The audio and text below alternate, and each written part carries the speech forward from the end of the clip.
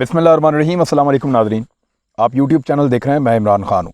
दो बहुत अहम ख़बरें हैं और उसमें जो पहली है वो शहबाज शरीफ साहब से रिलेटेड है कि अपोजिशन अब एक चक्कर दे रही है ओवरसीज़ पाकिस्तानियों के हवाले से। मैंने आपको बताया था कि prime minister of Pakistan Imran Khan साहब बहुत अरसे से ये कह रहे हैं कि हर हाल में ओवरसीज़ पाकिस्तानियों को वोट डालने का हक़ दिया जाए। ओवरसीज़ पाकिस्तानियों की ये बहुत पुरानी ख्वाहिश है। मैंने आपको ये भी बताया था कि 90 लाख के करीब वोटर हैं, इससे ज़्यादा, और ये जो 90 लाख के करीब ओवरसीज़ पाकिस्तानी हैं, इनमें से जब वोट डालने आएंगे तो ये 90% वोट डालने के कायल हैं। ये ज़्यादा लोग वोट डालेंगे क्योंकि ये पाकिस्तान से बाहर रहते हैं, पाकिस्तान के बारे में ज़्यादा जुड़े हुए हैं।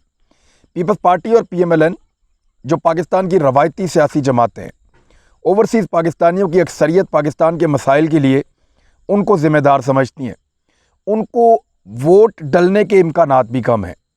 यही वजह है कि वो पार्टियां नहीं चाहती कि ओवरसीज़ पाकिस्तानियों को वोट डालने का खुला हक मिल जाए। अब जो अपोजिशन लीडर हैं उन्होंने बाकी जमातों की नुमाइंदगी करते हुए एक तरीक़ाकार बताया है कि ओवरसीज़ पाकिस्तानियों को वोट का हक भी मिल जाए और उनका ज़्यादा नुकसान भी ना हो। ये ज़रा तरीक़ाकार आप सुन लें कि किस तरह का चक्कर दे रहे हैं, फिर मैं आपको बताता हूँ कि इसमें कहाँ पे वो क्या गलत और क्या सही कह रहे हैं। शहबाज शरीफ साहब ने चक्कर क्या दिया? उन्होंने कहा जी कौमी असम्बली में 5 से 7 सीटें और सेनेट में 2 नशिस्तें बैरून मुल्क पाकिस्तानियों के लिए मुख्तस की जा सकती हैं। यानी हम मखसूस नशिस्तें रख दें, कौमी असम्बली में ये 5 से 7 हों, जबकि सेनेट के अंदर 2 सीटें हों, और ये बैरून मुल्क पाकिस्तानियों के लिए हम रख दें अलग से। फिर उन्होंने कहा कि 80 लाख बैरून मुल्क पाकिस्तानी हमारा असासा हैं। फिर उन्होंने कहा कि बैरून मुल्क पाकिस्तानियों के वोट के हक़ की हम हमायत करते हैं, उनको ये हक़ मिलना चाहिए। पार्लियामेंट में तमाम जमातें मिलकर ये तय करेंगी कि कैसे उनको वोट का हक़ देना है, और इसके लिए कानून साजी भी करनी पड़ी तो हम हुकूमत के साथ मिलकर कानून साजी करेंगे। उन्होंने ये भी कह दिया कि हम पार्लियामेंट में नई कानून साजी के लिए ओवरसीज़ पाकिस्तानियों के वोट का हक़ देने के लिए तैयार हैं। इसका तरीक़ाकार ये है कि बैरून मुल्क पाकिस्तानियों को पार्लियामान में यकीनी नुमाइंदगी मिल सकती है। एक ऐसा तरीक़ाकार हम बनाएंगे, उससे इनको नुमाइंदगी मिल जाएगी यकीनी। बैरून मुल्क पाकिस्तानी इलेक्शन के वक्त मुल्क आकर वोटर लिस्ट में अपने वोट का इंदराज के मुताबिक अपना वोट डाल सकेंगे। फिर कह रहा हूँ, बैरून मुल्क पाकिस्तानी इलेक्शन के वक्त मुल्क आकर वोटर लिस्ट में अपने इंदराज के मुताबिक अपना वोट कास्ट कर सकेंगे। बैरून मुल्क पाकिस्तानियों के नुमाइंदे पार्लियामान में उनकी नुमाइंदगी करते हुए मसाइल पेश करेंगे। जिस तरह आज़ाद जम्मू कश्मीर असम्बली में ओवरसीज़ पाकिस्तानियों की नुमाइंदगी के लिए नशस्तें मखसूस हैं। अब ये कहा शहबाज शरीफ साहब ने, देखिए एक तो हमें ये तस्लीम करना पड़ेगा कि जो दबाव आया है ओवरसीज़ पाकिस्तानियों की जानिब से, पाकिस्तानियों की जानिब से, सिविल सोसाइटी और मीडिया की जानिब से, उस दबाव ने अपना काम दिखाया है। और अब शहबाज शरीफ साहब को कम से कम ये मानना पड़ा है कि ओवरसीज़ पाकिस्तानियों को वोट का हक़ मिलना चाहिए। ये वो पॉलिटिकल पार्टी है जिसमें एहसन इकबाल साहब थोड़े दिन पहले तक कह रहे थे कि उनको क्या पता पाकिस्तान में क्या चल रहा है, वो का जाने के स्वात में क्या हो रहा है, नारोवाल में क्या हो रहा है, फैसलाबाद की ज़रूरियात क्या है, कसूर में क्या हो रहा है, हाफजाबाद और गुजरांवाला में क्या चल रहा है। ओवरसीज़ पाकिस्तानियों को कोई हमारे मसाइल का नहीं पता, उनको कोई हक़ नहीं है वोट डालने का।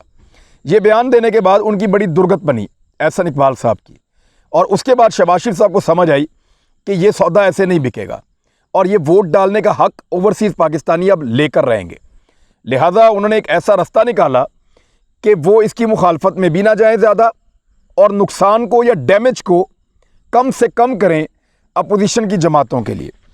तो PMLN को तो मेरे ख्याल में 1 लाख वोट भी नहीं पड़ेगा टोटल ओवरसीज़ पाकिस्तानियों का, पड़ नहीं सकता, जबकि पाकिस्तान पीपल्स पार्टी का तो चंद हज़ार से ज़्यादा नहीं हो सकता इस वक्त।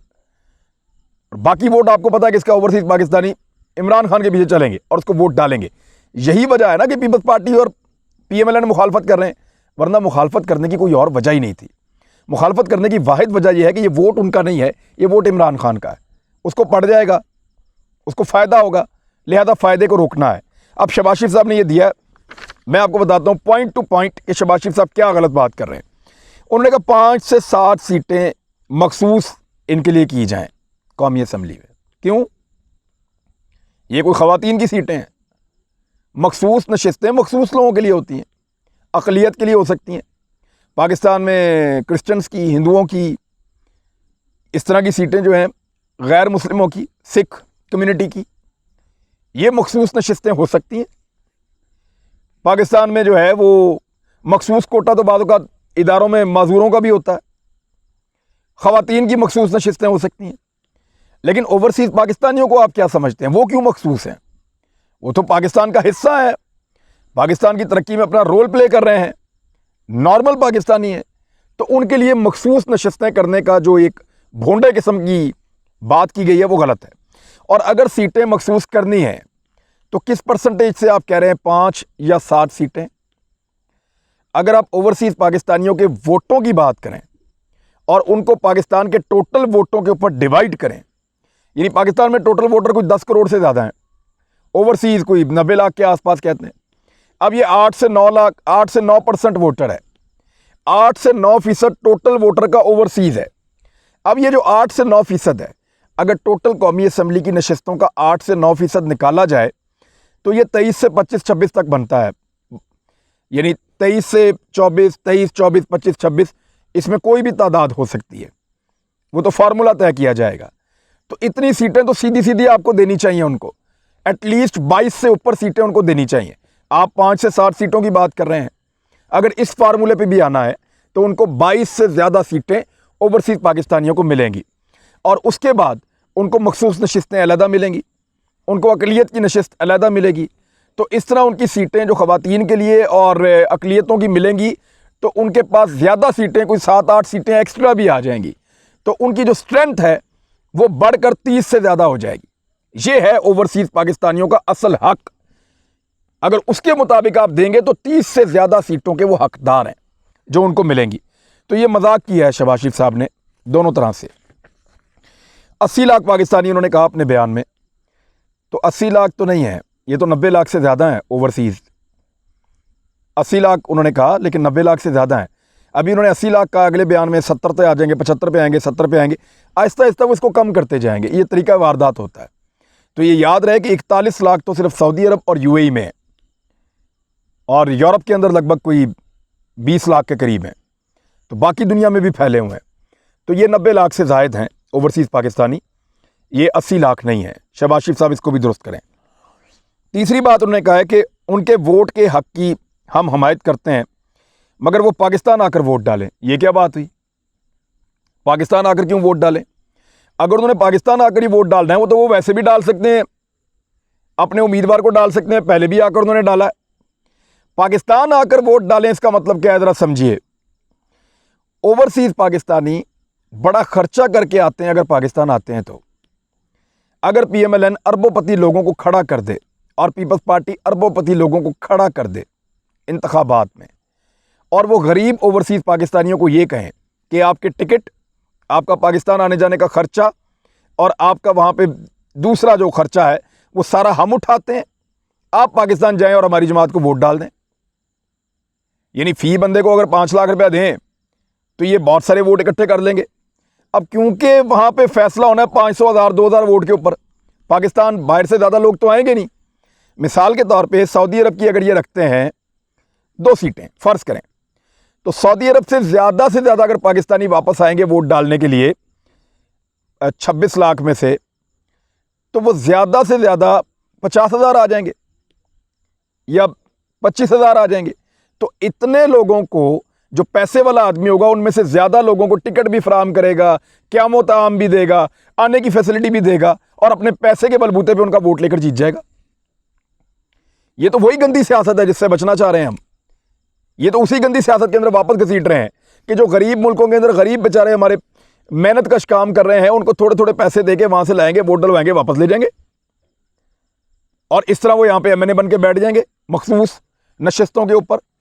सेनेटर बनने के लिए लोग अरबों रुपया खर्चते हैं, तो यहाँ पे भी खर्च देंगे, कौमी असम्बली का मेंबर बना लेंगे, अपनी तादाद को ज़्यादा कर देंगे।